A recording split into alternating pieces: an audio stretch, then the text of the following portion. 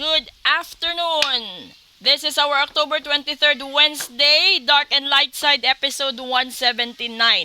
So alamin po natin ngayon kung saan nanggagaling ang mga problema ninyo sa araw na ito maliban sa bagyong Christine na meron tayo ngayon. Pagpasensyahan nyo na yung ubo ko.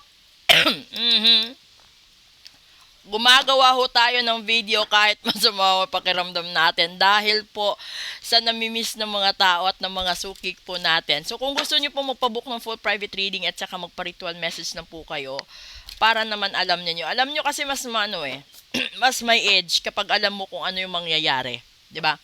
Kasi minsan masyado tayong busy, hindi na natin alam na yung binibigay pala sa atin ng mga videos is sign na pala yon, 'di ba? Hindi natin namalayan na sana kung tinutukan natin, baka makapapa natin yung mga warnings doon. Kung minsan binabaliwala natin, pinapabayaan natin, nagsasayang tayo ng oras hanggang sa humantong tayo sa panghihinayang. So kung ayaw nyo manghinayang, magpabook kayo ng full private reading para alam nyo kung ano mangyayari sa love ninyo, sa health ninyo, sa trabaho, sa pera, sa pamilya, sa negosyo, at yung pakikitungo ninyo sa mga kaibigan. Okay? So, una, Seven of Wands. Pangalawa, the Hierophant. Ito na, sinasabi ko nga sa inyo, meron talaga kayong kulam. Pangatlo, this is the Knight of Pentacles. So, ibig sabihin nito, merong mga bagay, no, na pilit mong ipinaglalaban, pilit mong pinapaniwalaan na minsan ito yung dahilan nagkakaroon ka ng overthinking.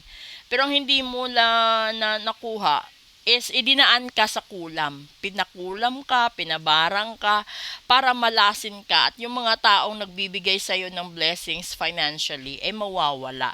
So, ibig sabihin nito, posible na pinakulam ka para mawalan ka ng trabaho, pinakulam ka para malugi ang negosyo, pinakulam ka para magkasakit ka, para maubos ang pera mo, kung ano-ano pang kamalasan na ibinabato sa'yo, di ba? So, tingnan natin dito. Una, the King of Cups. Pangalawa, that's the Eight of Wands. May wands dyan, di ba? And pangatlo, the Six of Cups. Ngayon, di ba? Yung una dito is the King of Cups. Ibig sabihin, ito yung mga breadwinner. O yung financier mo, no, nagbibigay sa'yo ng pagkakataon para magkaroon ka ng hanap buhay, magkaroon ka ng makakain mo araw-araw, etc.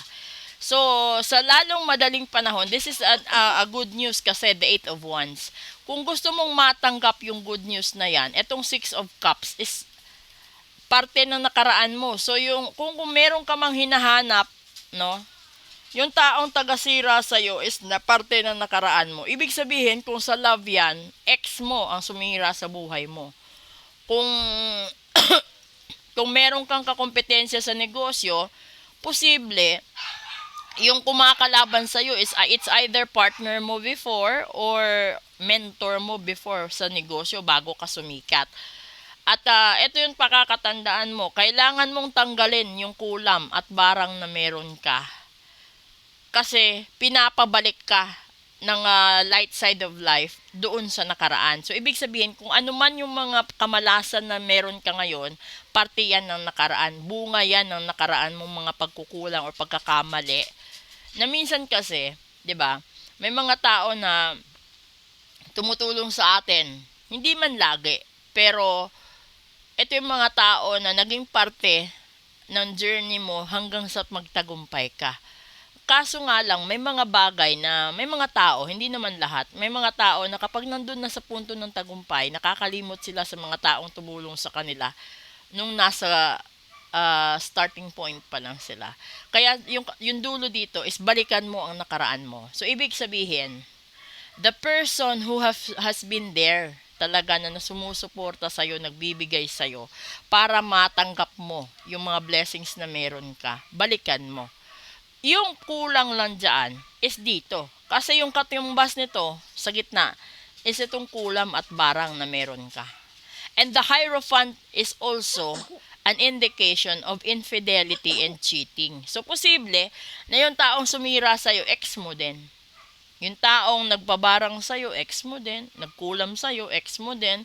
Yung tao na nagmanifest ng kamalasan sa love life mo, ex mo din, di ba? So, whatever way yung ginawa niya sa'yo, ipatanggal mo. Huwag kang magsayang ng panahon. Dahil time is gold, di ba?